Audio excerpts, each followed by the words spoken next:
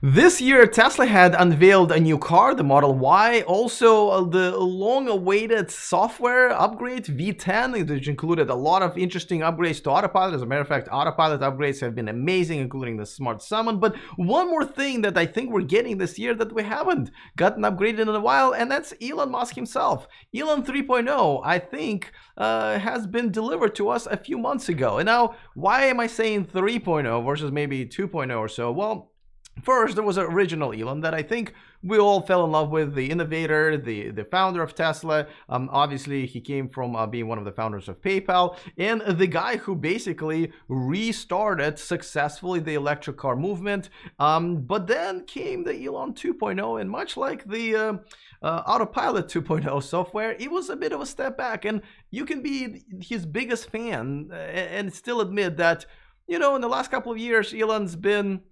obviously he said a few things on Twitter that got him in trouble. There's still a lawsuit pending right now. I believe he's in Europe right now, dealing with it.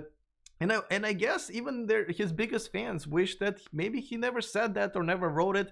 But recently, I would say in the last 5 or 6 months, he has been kind of a back. So maybe we're 3.0 is Elon Classic, if you will. He's been very calm during the earning calls and shareholder meetings. On Twitter, he was once again being a superstar. Yes, I know he's adding all this interesting jokes and memes and stuff like that, but I think we enjoy them. And overall, I think, and a lot of people are saying this, he's kind of matured as CEO. So this topic, I wanted to address this for a while, but today I have Eli Burton of My Tesla Adventure to talk about it as well. He is big Elon Musk fan as well, and he's Supercharged with Eli Burton segment that we do every week. And by the way, if there was ever a reason to subscribe to this channel, it's to see Eli every weekend. We have this awesome conversation. So I'm going to bring him in just a second. But before that, a quick reminder that this video and this channel is sponsored by Climate Exchange. And look, their Tesla raffle is back. If you win a Tesla this time, you get to pick any Tesla, any configuration, up to $195,000, which is pretty much annual. And only 4,000 of those tickets are going to be sold. So your chances are pretty good. There's a link in the description of this video. But even if you don't win, it still goes to the great cause, carbonraffle.org.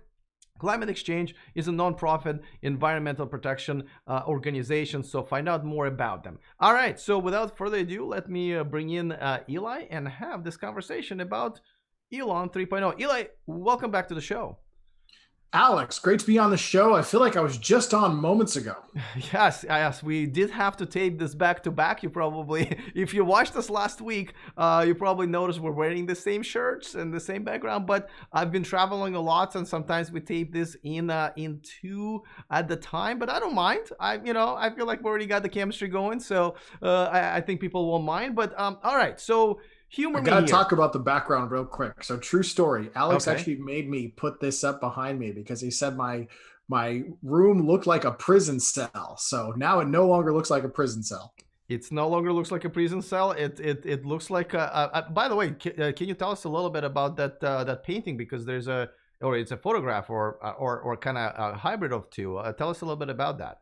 Yeah, so it's a painting that was based off of photograph. Photograph was taken by Craig from Where I Charge on Instagram, and the painting was done by Annette Winkler, also on Instagram. She's an amazing painter, and Craig is an amazing photographer. So it went from photo to this behind me is a full-on painting.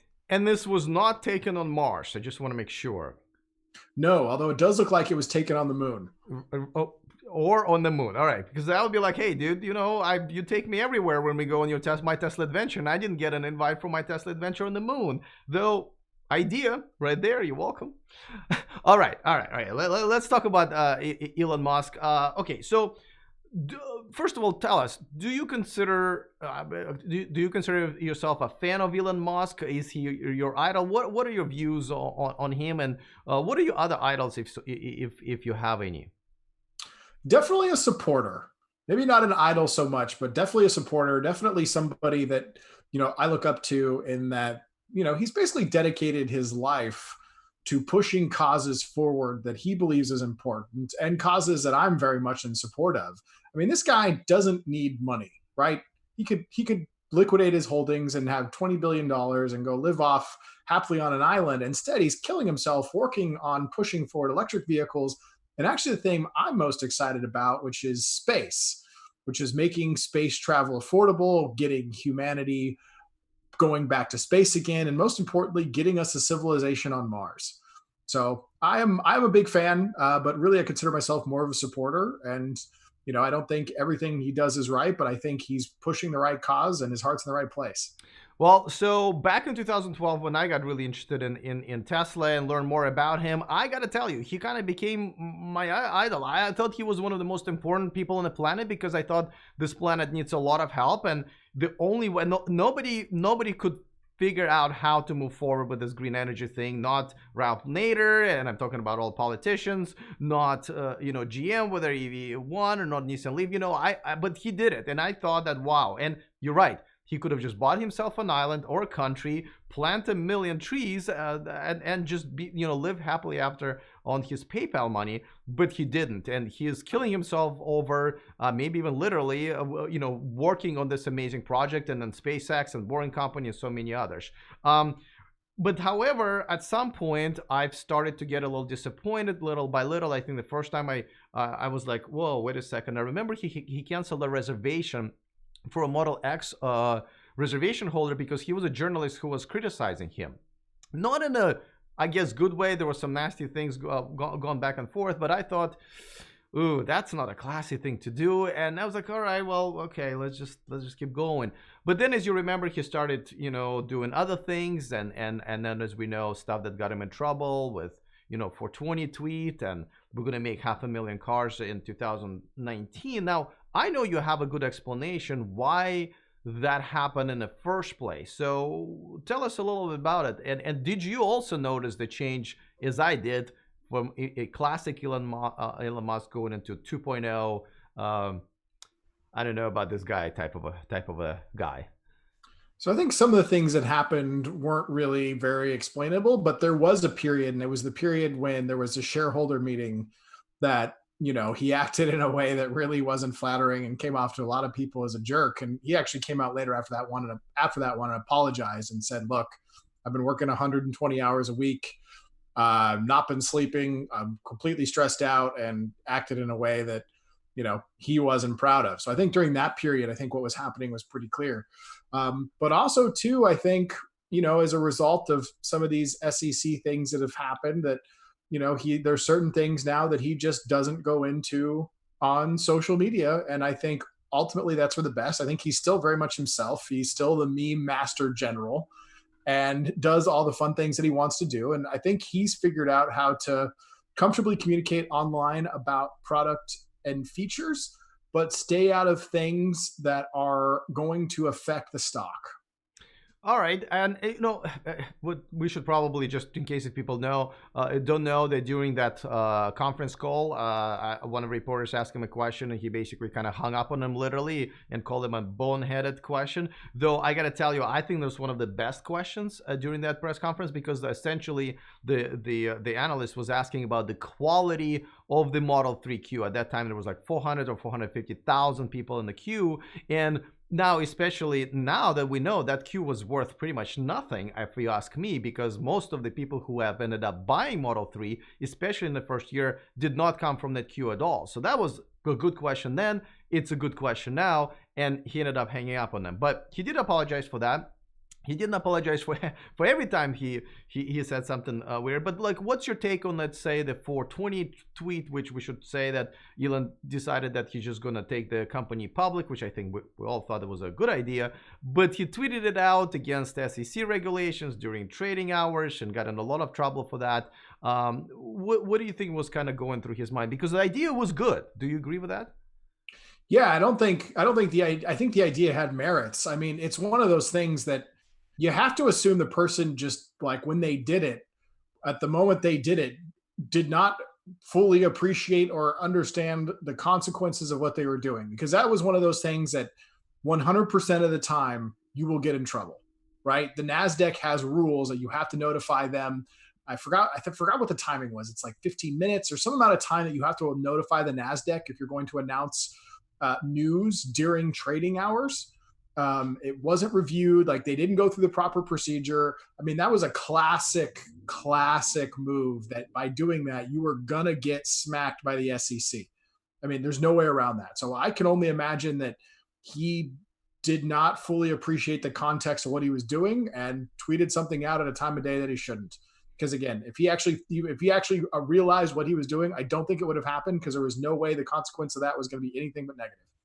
Yeah, and I agree, and but so here's my question, and again, we're just kind of speculating. What I was also surprised by is that once he got in trouble, he still ended up fighting SEC and losing, I guess, that kind of battle. Though I think he kind of won that battle, but you know what I mean, dragging it out for longer than they should have been. What is this? I don't know. So that's part of the whole lawyer game of this stuff too.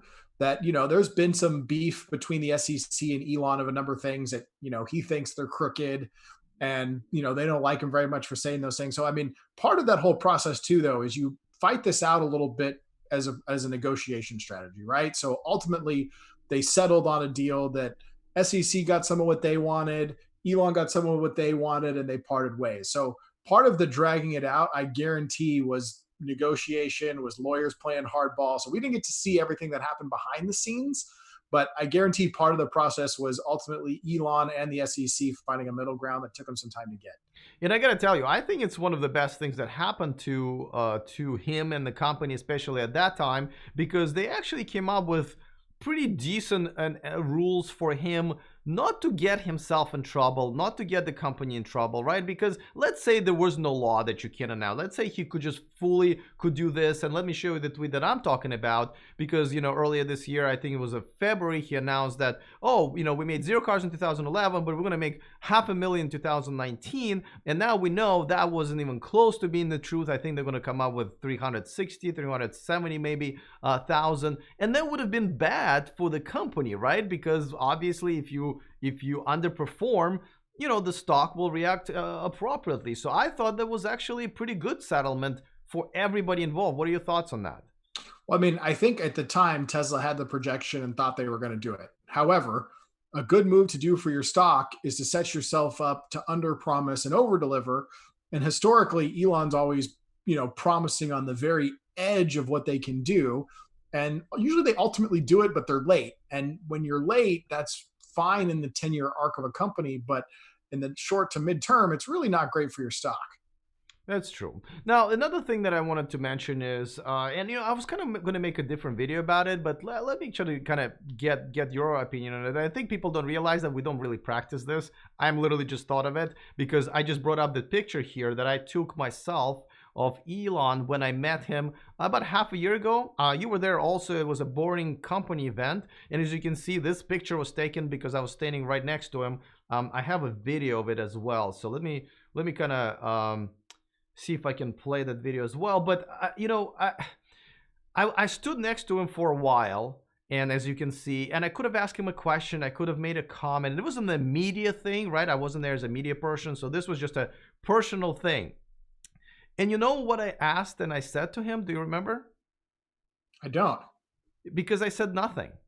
I said nothing to this guy, even though I had an opportunity, which sounds crazy. But at that time, it was kind of in the middle of when I was really disappointed with a lot of things. And I think people don't also know that I think my biggest problem with him is none of those tweets that got him in SEC trouble and stuff like that. I understand he's a rebel. I get all that. I get all that stuff. What got me really upset with him is the tweet that the pedo tweet, right, as we all know here.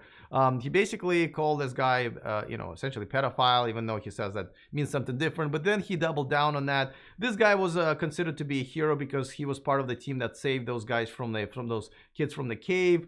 Elon was obviously angry with him, calling him out, and that was problem number one. But my problem number two, once again, is that he never went back and say, listen man, I am so sorry, that was my bad, made things right. He's literally going into the into the trial, I think, sometime in the next few months to defend himself, and I just could not forgive him for that. That one was tough on me. What are your thoughts on that particular one? And I'll go back to my story after that. Yeah, so that litigation's going on currently, actually, and there's been a number of revelations as a result of that. And one of them is that Elon has a like information collections firm, kind of a semi-private investigator, private collections firm. That Elon testified that his people gave him information that said that this guy was in fact a pedophile, and based on Elon's testimony, he actually believed that this guy was a pedophile. So I don't know what to make of that whole situation, but that's the testimony that he gave right now in court. And however, do I think that was let's assume that was even true. Do I think going about that on Twitter the way it went down, I think that was nothing but a negative for Elon.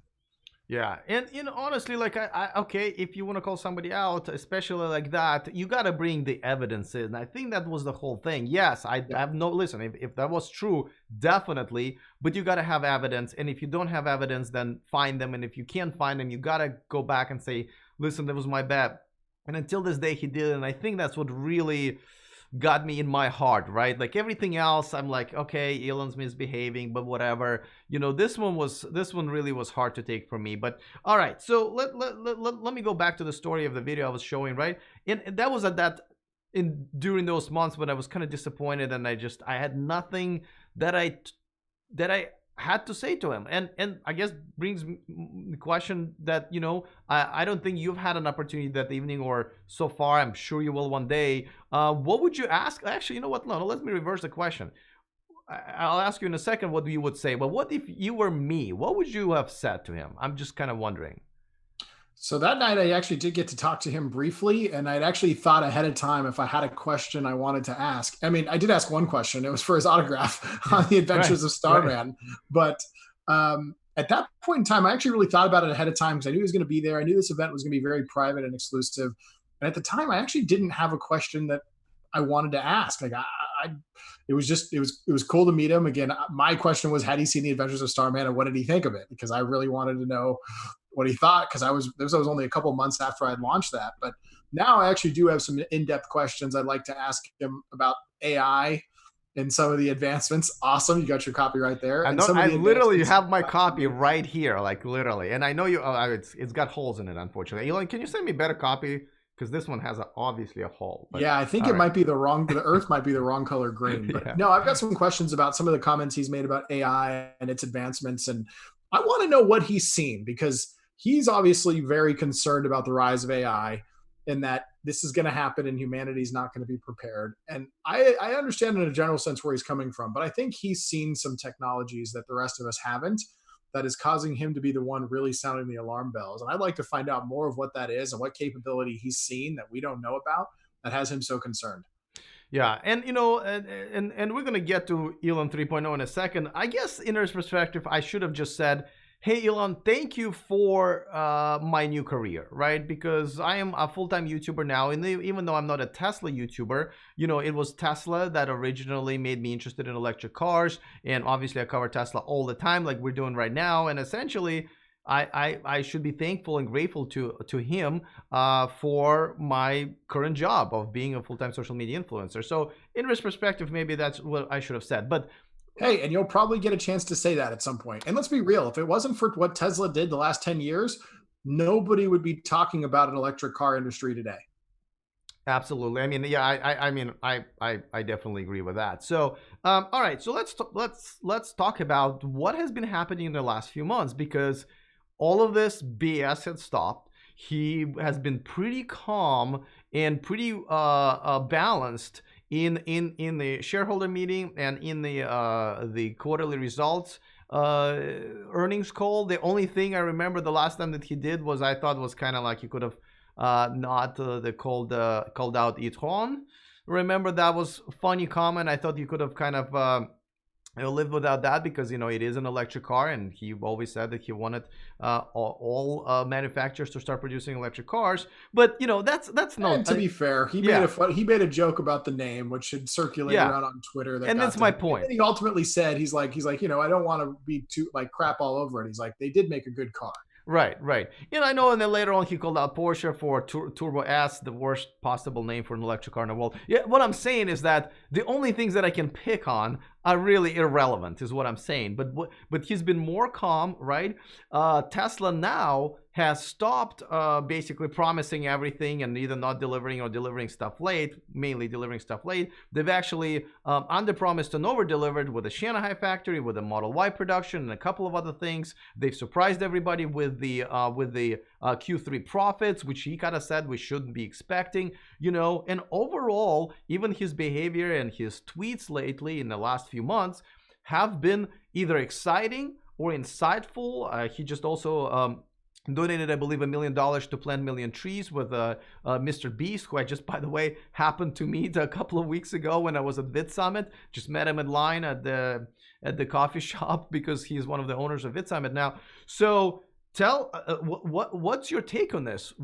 How is it we're getting that guy back? Usually when people go off the handle or whatever, they're never coming back. And I've learned my lesson with a couple of ex-girlfriends that way. So what's happening? How are we getting this awesome guy back now?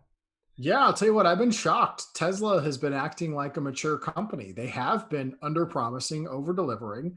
Elon hasn't come out and, committed to the most optimistic and, ambitious versions of their goals. And we're starting to see, and we got to see a big insight of that this last quarter, is that when they were profitable, it had a huge impact on the stock because he wasn't coming 2 months before and claiming that they were going to deliver on profits that unknown if they were going to. It was like, he said earlier this year that they expect to return to profitability Q3, left it at that, didn't give any more specifics. And then when they came and did it, like the stock popped. And I think they're starting to realize that they need to actually participate in the narrative and be driving the narrative of the conversation and the optics around the company. And Elon's been complying with that. And I don't know. I don't know exactly what changed. I think maybe he might have realized that it makes his life easier if he does things this way and, maybe filters what he says in certain elements of the conversation, but can still be himself and have fun in others. Yeah, it's been a marked difference, I think, both in how Elon has been handling things with public communications and how Tesla's handling things with public communications as a company.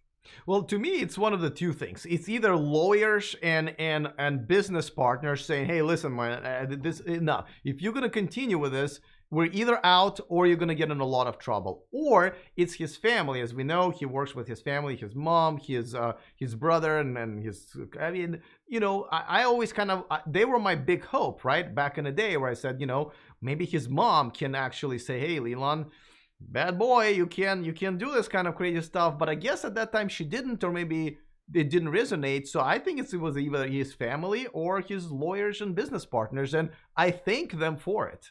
Whoever said something to him. Yeah, I mean, people like Elon, these huge innovators who really change things, they're not usually people you can tell them what to do. Because if they're the type of people you could tell them what to do, they would never invent these things that other people said was impossible. But I probably get the sense that a result of business pressure and him just getting a better understanding of the value of what they were saying, that he got on board and decided to change his behavior. But yeah, typically these guys who break through these barriers and walls that people say can't be done are usually not people that can be easily managed. And I gotta tell you, I am so much more excited about the next year for Tesla. For not just the reasons that Model Y is going to production, semi truck is going to production, Solar Roof is going to production, Model 3 is kicking by a butt, and there's a Shanghai factory now that can possibly double the production of Model 3. European factory possibly, the Gigafactory 2 is finally going to be not producing stuff for their competitors, but producing stuff for their customers. I mean, but out of all of that crazy, amazing stuff that's happening to Tesla and is going to be happening in the next year, I am most excited about Elon Musk being back to Elon Musk, and because I think that's the most important thing. So I am really high right now on Tesla and him, especially after the last conference call. I hope he doesn't make me eat my words. I hope he continues with the 3.0 version until there is a further over-the-air update. I guess he's getting over-the-air updates as well into his brain. And whoever's been whispering the sweet little nothings in his ear that worked, kudos to that person. No, it's great. I'm very excited for Tesla too this upcoming year. I mean, I'm getting a software update sometime in the next week that's going to add 50 horsepower to my car. My performance Model S ludicrous Raven P100D already had over 750 horsepower. It's going to go over 800 with the software update. And I'm expecting to take a couple tenths off my quarter mile. So Alex, we're going to have to get back out on the drag strip so we can make a video and I set another world record. Right. As long as I'm outside of the car taking video, I am all good. Yes, we'll leave you behind it. Yeah, you can capture the whole thing. Excellent. But no, I think Tesla's in an outstanding place. And I still believe, and just watching how things have gone the last year and a half with electric vehicles, I think if Tesla closed up shop today, I think we'd watch this whole thing come to a crawl. So it is still extremely important that Tesla continue to beat in the face of all of the legacy manufacturer making gas cars, that they can't afford not to go all in on this and not afford to really charge after it, because some of these automakers are still really not making the move. But enough about Toyota and Honda. I do have to say that there's a lot of regulations and laws that are taking effect, not in the U.S., just in the U.S., but in Europe and definitely in China. So I got to tell you, I even without Tesla, I think things will go forward. It's just not as fast and definitely not as entertaining and awesome as far as technology is concerned. I'm no longer believe that Tesla is the only force driving it, but we really need it to survive and drive it forward. I have no like even thoughts in my brain about Tesla's folding shop. My only fear is that Apple buys them, right? Other than that, I'm good. Yeah.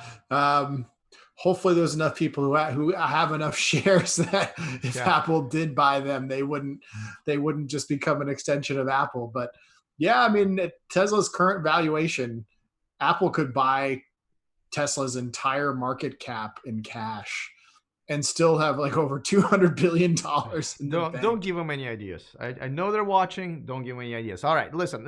I love having this conversation because I think those people who are complete Elon Musk fans and never like anything that's said negative about him, they probably tuned out a long time ago or subscribed for my channel a long time ago. But those people who kind of watch my channel and sometimes wonder why is Alex, because you can probably feel and see the inner conflict in me when I talk about Elon and Tesla and so forth. So maybe this gave a little bit more of perspective to those who watch my channel regularly, and I appreciate your time just to kind of have me get this out. And I know we had a couple of conversations about it as well, and you definitely help with your perspective. But now tell us where we can get more of your perspective. Where can people follow you on social media, and what can they expect? And I know there's also podcasts that you do that people are interested in. I want to add one last comment, then I'll tell you guys where you can follow me. And I think, when you look at the world, and there's always, famous people out there that have super fans. There's super fans of Rihanna and Kanye West and all these different people because they're famous. But when you look at Elon, I mean, I've heard people refer to him as like the worst public speaker that everyone wants to see. But people still want to see him. And it's because he's really going after it and trying to solve really big problems, world-changing problems, and is getting people inspired again about future technologies, space, which has been dead in the US and in the world for, since the Challenger blew up practically. So I just want to highlight that he's doing some things that does give good cause for people to really look up to this guy, idolize him, and support him, because he's going after things that literally nobody else on planet Earth is doing. And I think in the course of human history, when we look at people who really had a turning point for the species, especially when this Mars thing happens, and I hope he stays alive and healthy long enough to see it through, that if he accomplishes that, he will go down as one of the greatest people in human history. So I think the fandom around him, although any behavior that gets too extreme isn't great, I think compared to a lot of other people who are famous, he's doing a lot of big things to warrant it. But where you guys can find me at, Instagram at My Tesla Adventure, Facebook My Tesla Adventure for our Tesla Owners Club events, and my podcast that I do with Anwar Beck, and that is the Tesla Geek Show. You can find us on all of the podcast hosting platforms, iOS, Android, and even on your car on Spotify. You're almost as busy as Elon Musk, so I'm looking forward to all of this. It's always fun to talk to you. I will talk to you next week. We don't know what the topic is going to be, but it's always exciting. So thanks for hanging out with me, and I will see you next week. Thanks for having me on, Alex. Absolutely. All right. It's always fun to have Eli here, and today was a little different, I guess. I kind of wanted to talk about sort of a lot of my views on this guy, because I've had such inner conflict and struggle, and I'm so happy that I feel like I have at least part of it, if not most of him, back. And I think Eli kind of seen it in me throughout our friendship ever since we met. And by the way, people thing don't know, we've met over over footage that Eli took of semi truck, but it's a different story for a different day. The links that he mentioned are in the description of this video. I just want to add really quickly, if you want to see the behind the scenes footage and pictures of, especially when I travel, but really I post every day, follow me on E4 Electric, and Eli is in quite a few videos and pictures there as well. My Tesla Adventures, where you follow him on Instagram, and also pretty entertaining. And don't forget to subscribe to my VIP list, where bonus article just appears magically for free in your inbox every Saturday. The bonus stories that I just don't have time to cover and squeeze into all of this daily videos that I have in our website at e4electric.com. The link for that is also in the description of this video. All right, maybe you have a Elon Musk story of your own. Definitely put it in the description of this video, in the comment section, really. Other than that, see you guys next time, and remember to stay charged.